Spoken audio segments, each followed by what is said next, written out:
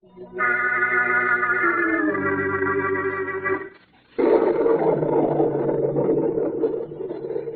Strange Dr. Weird.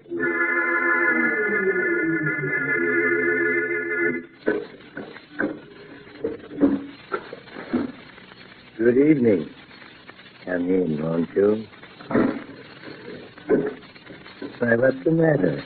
Surely you're not nervous. Perhaps a story might calm your nerves a little. This story is about a strange spell and a stranger magic. I call it the summoning of Chandor. In a moment, you and I will take a deep breath and step into the strange world of Dr. Weird. Now, here's Dr. Weird. My story, The Summoning of Chandor, begins in a curious circular room at the top of a deserted lighthouse near San Francisco. There are 3 men in the room. One is bound tightly to a chair, his face wet with the perspiration of agony. The second is small and ferret-like. The third man is squat, with a soft, pulpy body and blubbery countenance that makes him look like a frog with his teeth. Well, Thompson, are you ready to tell us where your wife is yet? You'll never find her, Freddy. She's out of your reach. And he put another splinter under his fingernail, Frog. That ought to make him tell us where he's got her head. Now, Spot, I've got a better idea. Yeah. You ever heard of Chandor? That old Hindu who lives down in Chinatown?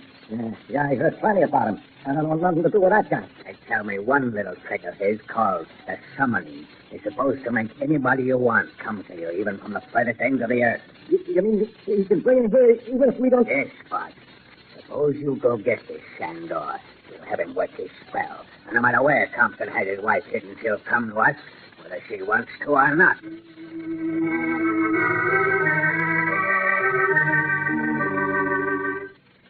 And so, half an hour later, the door of a tiny, strangely furnished room, deep in the heart of Chinatown, slowly opened. Yes. What is it, please? Chandor? I am called by that name. My boss has got a job for you. He wants you to work him a spell. The one called the summoning. Summoning? Yeah. That is a powerful and dangerous charm not to be lightly attempted. And yet it has been ordained for 1,000 years that I shall go with you and do as you wish.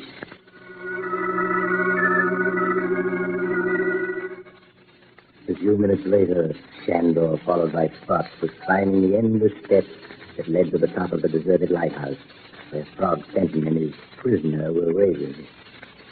Man, this is madness. This obsession of yours about Ellen, my wife. Yes, obsession. For 5 long years, I've waited for this moment. The moment when Ellen will come to me and tell me she's willing to be mine. And unless she does that, she'll die tonight. Painfully, slow. That's madness, Fenton. Just because you asked her to marry you once and she turned you down. She'd have been mine if you hadn't come along. No, she wouldn't. She was just sorry for you because you... Because I love the way I do. Like a frog. Yes, I know. She said it made her skin crawl just to have me touch her hand. You think I could forgive that? I went to prison because I was caught stealing money to have my face changed, so she liked me. I told her that. She told you, and you told the police. You expect me to forgive that? Fenton, listen to me. Forget this crazy idea of revenge. Turn me loose. I've told you the price of your life. It's for your wife, Ellen, to come to me gladly. Kiss me. Me, whose very touch made her skin crawl. If she won't do that, you'll die. Now, for the last time, where is she? She's where you can never find her. Never. You fool! Yeah. Thompson. You're unconscious. So, you think you can keep her hidden from me, do you? What? It's you? Yeah. Go on in, Chandor. I obey. You know what you're here to do? This man has told me. Well, we have a friend, a young woman. She's lost, and we can't find her. We want to bring her here. You'll be well paid. I do not use my knowledge for pay. Have you a picture of the one who is to be summoned? Yes. Here. Yes, she is young and fair. Now, get busy and get her here. And if your spells don't work, I'll throw you out that window down to the rocks below. Understand? Chandor has no fear of you. First, the incense must be lighted. Hey, that's strong stuff. Shut up, Spot. Get down below and wait there. Okay. Let's make fast. First, you must call the one who is wanted and ask her to come. All right. Ellen. Ellen, come to me. Ellen, come. Ellen, come. Ellen, come. Ellen, come.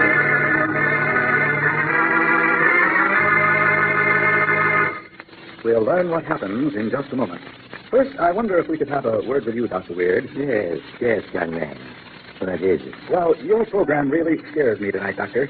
I want you to give me something for my frenzied nerves. Just, say, what's that thing you're carrying around? Is it? Just a human skull. A skull, huh? Look, Doc, never mind about my nerves. Just go away for a minute, and we'll all think about something nice. Now, Dr. Weird. Now for the rest of my story, the summoning of Chandor. In the tiny room at the top of the deserted lighthouse, the magician Chandor sounds the gong which summons the missing from wherever they may be. Ellen, come. Ellen, come. Ellen, come. She comes. She is almost here. That gong. What is it? So you come too. The Chandor comes. And you've been summoning your wife. Ellen is coming. She's almost here. No, that's not possible. It mustn't be. But it is. She's almost here now. No. Be not distressed, my friend. She comes gladly. But she... It is best that she neither see nor hear what is to happen. Look into my eyes. There. Now there is a veil over your senses. What's that? Yes, dear, she whom you have summoned has come to you dressed in white and veiled as a bride. Ellen, you come. You called me, and I came. Yes. I've been waiting 5 years for this moment, Ellen. I come. I was glad to come. Let me lift this veil away so I can see you. Your face, your eyes, your hair. I will lift it. There. No. Now, take me in your arms. You summoned me. You cannot turn from me now. No. Stay away from me. I'll shoot you. I'll kill you.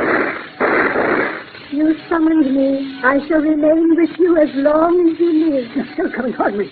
There's thought of my hit you. Why aren't you dead? You summoned me. We shall be together always now. Always. No, stand behind me.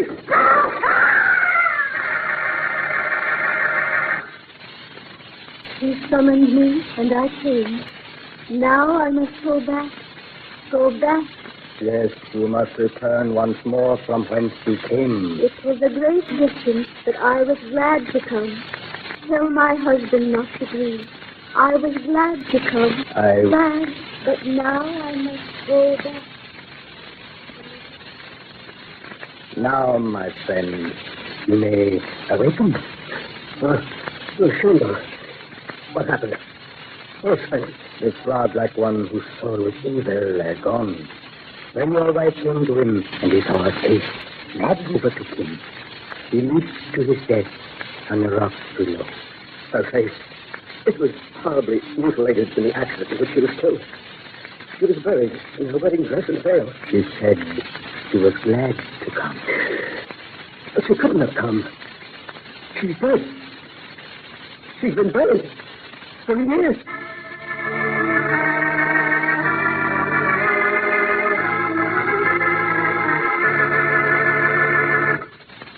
Well, do you feel calmer now? Quite a powerful spell, wasn't it? So powerful that it could even draw the dead from the grave.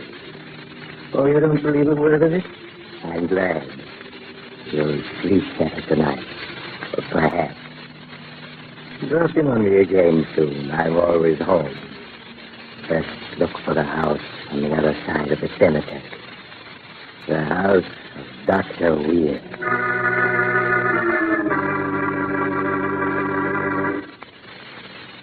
That man will be back in a moment with a word about next Tuesday night's program. Now, Dr. Weird.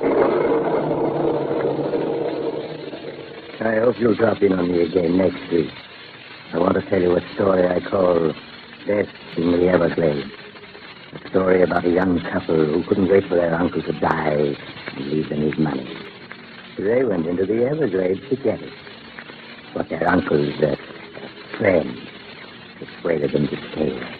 Because but the rest of the story will have to wait until your next visit. Good night.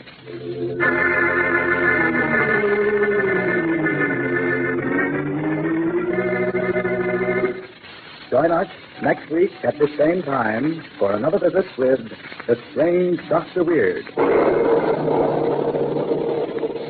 The Strange Dr. Weird, directed by Josh McGregor. This is Mutual.